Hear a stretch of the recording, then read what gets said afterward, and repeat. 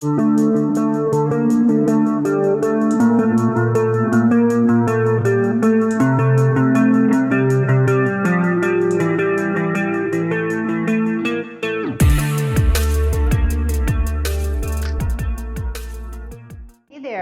to Dwayne and Nidia's Kitchen. Actually, Dwayne and Nidia Food, Travel, and Fun here on YouTube. And today we're going to be cooking something up in the kitchen. This is, I think, one of Dwayne's favorite things. You know, I've never really made it, but I'm going to make it. It's called Stromboli. And I happen to have everything I needed at home to make this. I'll go over what all those different ingredients are, and then I'll show you. I've never done it before, so we're going to do it together. So I'm going to make Stromboli. And yes, I could make my own dough, but you know, I've gotten out of the habit of making my own dough for anything, whether it's pizza or bread or any of that. And yes, being a working woman, yep, in this case, pizza crust dough from Pillsbury, the one that comes in the hard to open can. That's what I'm going to be using to make my Stromboli. You can certainly buy pre-frozen or already made pizza dough from either your local pizza shop if they sell the dough, or certainly most supermarkets have it either in the freezer section. Some people actually have it in the refrigerated section, but I'm going to go with the classic crust, and I'm using the 13.8 ounce can of pizza dough. You'll want to make sure you get this size. I know that there's a smaller size. It's going to be too small for the Stromboli because we are going to put a lot of things on it and layer it and then have to twist and turn it. So this is going to be my dough. What else am I going to use?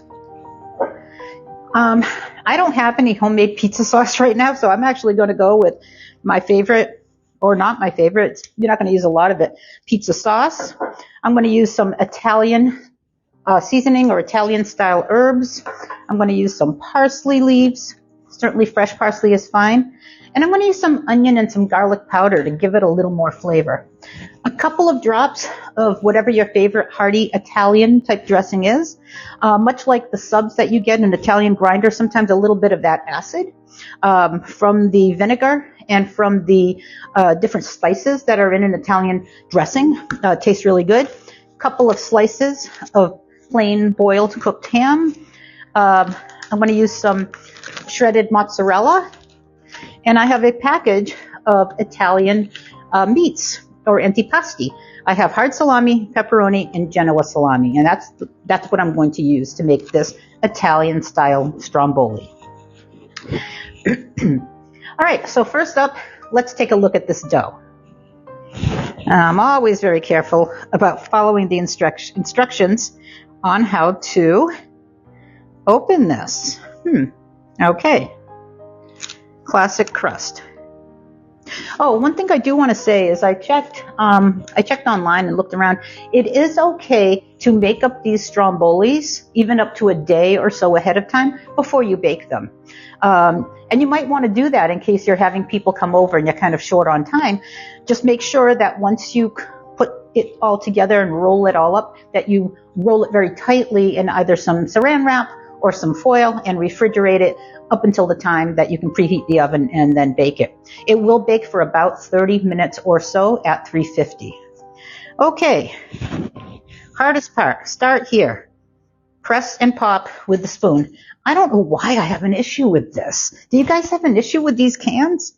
All right, it says start here, and it looks like I peel this off first. You've seen me use crescent rolls. You've seen me use other canned Pillsbury things. Here we go. I think I've used the pie crust before. It does have a seam, and on it says press spoon at seam until can pops open. Let's see if I can do it.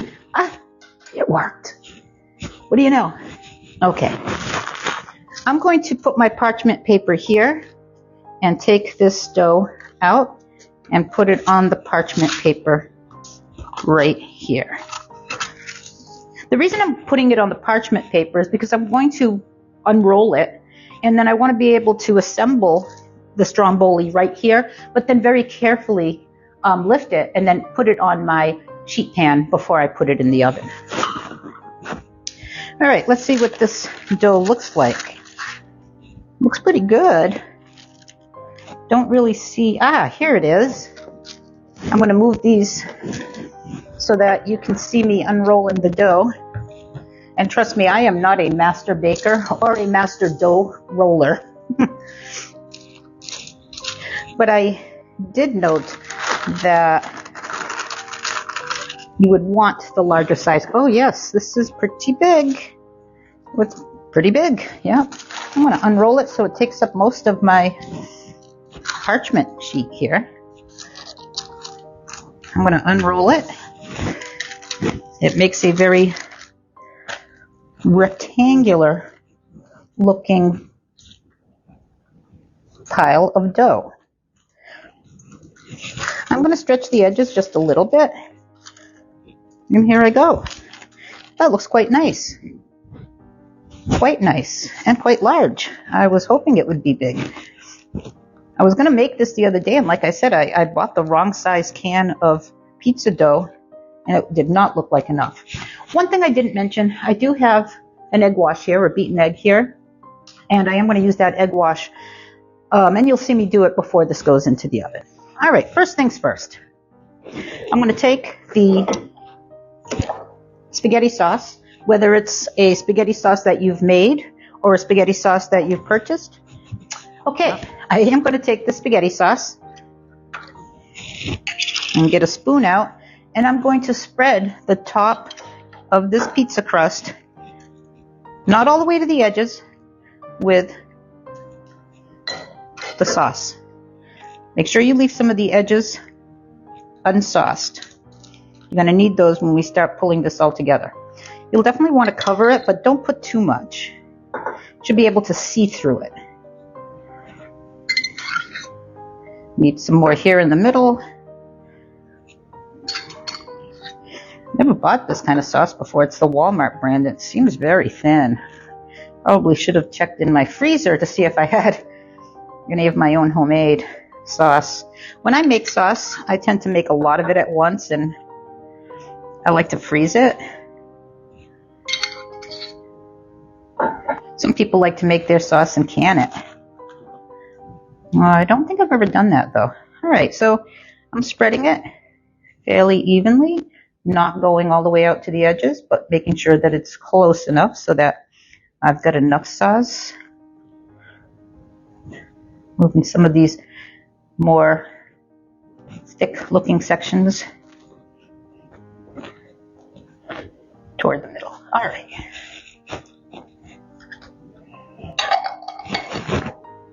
Move the sauce out of the way here. And first thing I'm going to do is get rid of that dirty spoon. Yay. I'm going to put a little seasoning on here. First, a little bit of garlic powder. Don't go too crazy. A little bit of garlic powder. Because the sauce is probably not going to be overly savory. A little bit of onion powder. So if you're going to use something and it is jarred, give it a little more oomph. Some of these Italian seasonings, Italian herbs. And the first thing I'm going to do here is put down some very thinly sliced pieces of ham. And you can certainly put in whatever meats and vegetables you like. I'm making mine reminiscent of an Italian grinder, so that's why I'm doing it this way. The other thing I like to do is layer the cheese between the different meats, because I think the cheese helps hold it all together. And I want it ooey and gooey and bubbly, but I just don't want it on one section. And of course, layer it to your heart's content any way you like. You're not going to mess this up. This is going to be just fine however you choose to do that. All right, I just put a thin layer of the finely shredded. And now I'm going to put, this is the, I believe, hard salami. Yes, it is. Hard salami.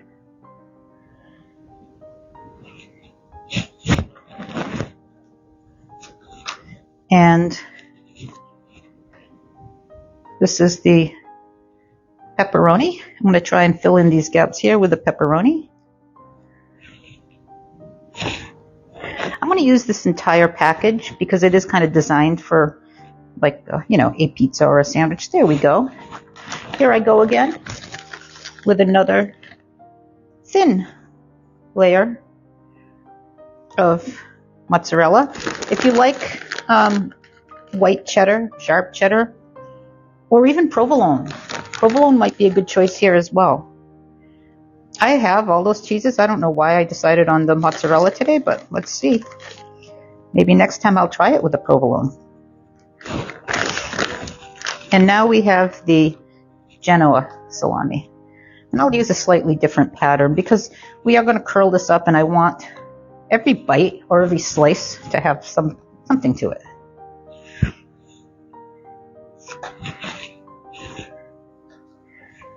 And there we have it. Maybe I'll move that one a little bit more there so it's a little more equal. There we go. Again, a little bit more cheese. I have not even used maybe half a cup because this is only a 2-cup bag and I am putting a thin layer. Hopefully the cheese acts as a device for holding all of this kind of together. And to this, I'm going to shake this zesty Italian and just dribble a few drops over the meat. You see I'm using very, very little. I don't want to make this overly greasy. All right, now comes the hard part.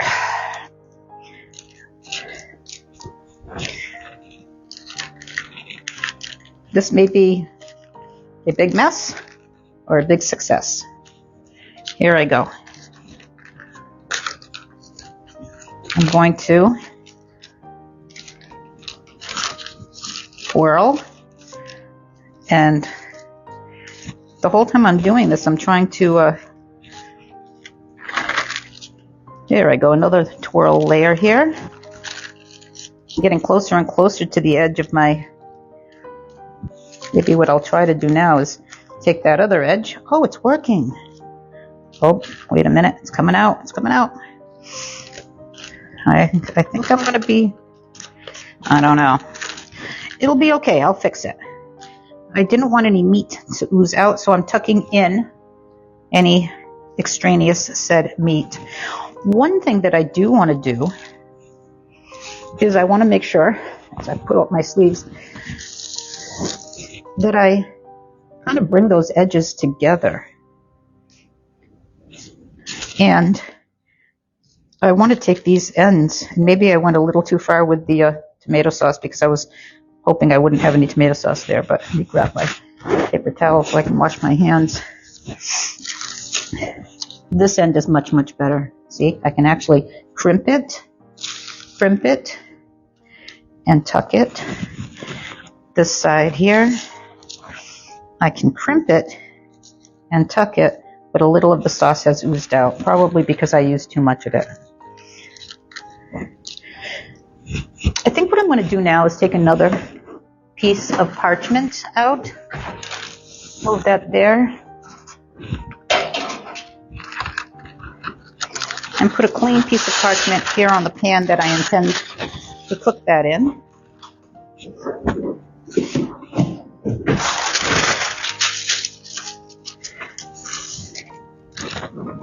Now I want to put the seam section down on the bottom. So yeah, I'm going to take it and I'm going to flip it and put that seam section down on the bottom. I am checking to make sure that, there we go. Perfect.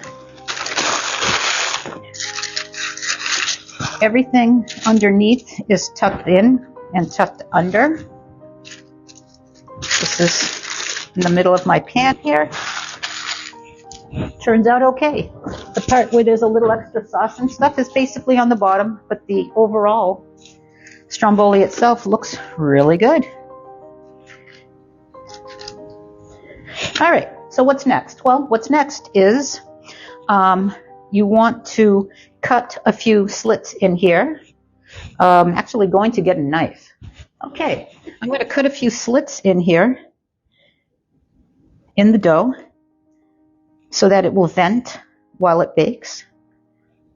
Maybe 4 to 6 slits, depending on, the length of your stromboli.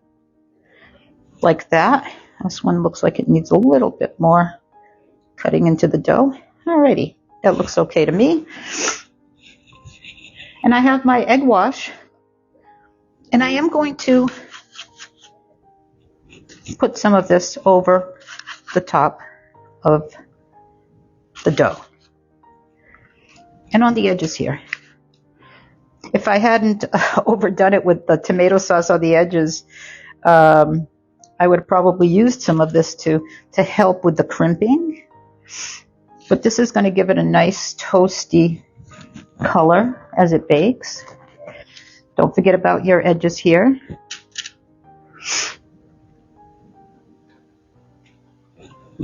There we go.